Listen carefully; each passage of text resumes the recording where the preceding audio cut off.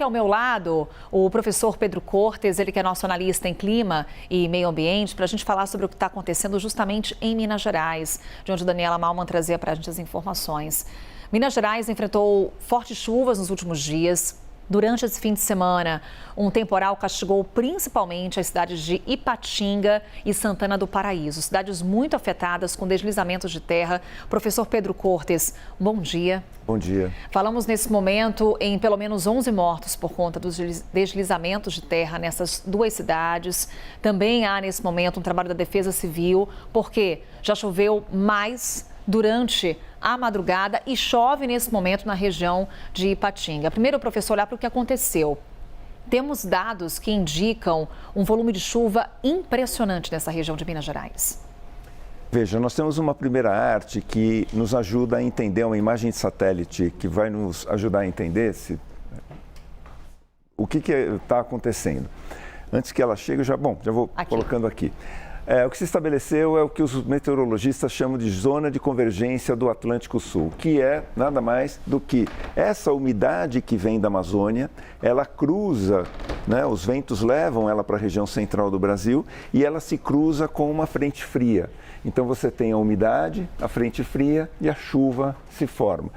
É um fenômeno frequente no verão.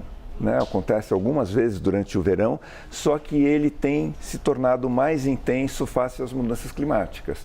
Então, as mudanças climáticas aquecem mais a atmosfera, isso faz com que ocorra maior evaporação, maior formação de nuvens. As frentes frias, elas passam mais rápido, por conta do Laninha, que já está estabelecido. Então, é uma das características do Laninha, as frentes frias, elas passam muito rapidamente pelo sul e aí elas encontram essa corrente de nuvens e a tragédia se estabelece, infelizmente. E aí, professor, o senhor fala dessa rapidez da passagem das frentes frias pelo sul do país, mas o que a gente está vendo agora é a frente fria estacionando no sudeste e agora estacionada na região nordeste. Então, justamente esse fluxo de umidade fica concentrado nesse momento entre os estados da Bahia e Minas Gerais. Exato. Essa frente ela passa rapidamente pelo sul, por São Paulo. À medida que ela vai chegando ali pelo Rio de Janeiro, Espírito Santo, Minas, ela já vai encontrando esse fluxo de ventos da Amazônia que serve como um bloqueio. Então, as duas, vamos dizer assim, as duas correntes se encontram, uma de nuvens, outra de ventos frios, e a chuva, infelizmente, se estabelece agora em cada vez maior proporção. Porque quando falamos da chuva em Minas Gerais, também ali o Espírito Santo, que sofreu muito com esses temporais, professor, é uma chuva que já vem dos últimos dias. É um acumulado de chuva impressionante, mas o que a gente tem de registro da madrugada de domingo em Ipatinga é um volume de chuva que as autoridades falam que surpreendeu. Nós temos uma próxima arte que vai nos ajudar a entender o que acontece, com... nós temos aqui que seria um talude, um barranco, casas, a chuva caindo, 80 milímetros de chuva em menos de uma hora, que é um dado que eu peguei agora do site da própria CNN. Isso, para as pessoas terem ideia, isso significa 800 litros de água em cada 10 metros quadrados. Então, se a gente pegar um quarto, por exemplo, tem 3,30 metros por 3,30, dentro dele caberiam 800 litros de água, se ele não tivesse nenhum impedimento, a chuva caísse direto, acumula como se fosse numa piscina. É muita água. O que vai acontecendo? Isso vai hidratando o solo, tá? O solo vai perdendo coesão, principalmente se nós não tivermos cobertura vegetal, árvores, ele vai ficando encharcado. A próxima arte dá a ideia do que vai acontecer numa situação dessa. É justamente com esse solo encharcado que ocorre o deslizamento. Então, a casinha que estava aqui já, infelizmente, virou uma pilha de escombros ali embaixo. O solo vira uma pilha o solo do barranco, ele fica na parte de baixo. E aí, essa casa já vai estar em situação de risco, porque está bem na beira do barranco. E veja, o que eu digo é o seguinte, as pessoas não vão morar em áreas de risco por livre e espontânea vontade. Raramente isso acontece, Pessoa que resolve construir uma bela casa numa encosta, tal. Mas grande parte da população que vive em área de risco o faz por falta de opção. Às vezes as pessoas falam, mas por que a pessoa foi morar ali? Porque não tinha outro lugar para ela morar. É a população vulnerável. Exatamente. E aí fica aquelas dicas, né? A pessoa que está numa área dessa, normalmente a Defesa Civil avisa, fala assim, olha, se você verificar movimentação, trincas no chão, nas paredes, às vezes um poste de iluminação ele fica mais inclinado, sem um motivo aparente, é porque o solo já começou a se movimentar. Esse é um indicativo para a pessoa se evadir do local. Diante da sua explicação, professor, também fica clara a necessidade de um trabalho preventivo.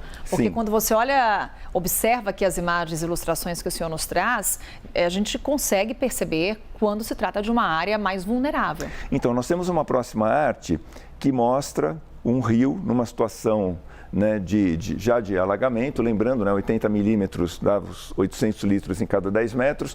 O rio normalmente ele vai correr no fundo de vale, né, dentro de uma calha normal. A partir do momento que ele recebe uma quantidade muito expressiva, ele sobe e passa a ocupar as margens do rio, que normalmente, historicamente no Brasil, têm sido utilizadas para construção. Né? Muitas vezes até se canaliza o rio, né? Cobrindo ele com uma capa de concreto, como se o problema não existisse mais, e a água continua fluindo, né? Pelo sistema de drenagem de águas pluviais. Quando o rio excede a sua capacidade, ele vai tender naturalmente a ocupar as margens que ele tradicionalmente ocupava em momentos de cheia. Só que o volume de água hoje é muito maior do que foi no século passado. As chuvas têm se intensificado, muitas vezes até no volume anual, ela pode estar dentro de um parâmetro normal, mas ela ocorre de uma maneira muito intensa e muito concentrada. Então é necessário, além de fazer um trabalho de prevenção para retirar as populações de áreas de risco, aumentar a capacidade de drenagem urbana dos rios, das galerias de água pluvial, exatamente para dar conta desse excedente de chuva.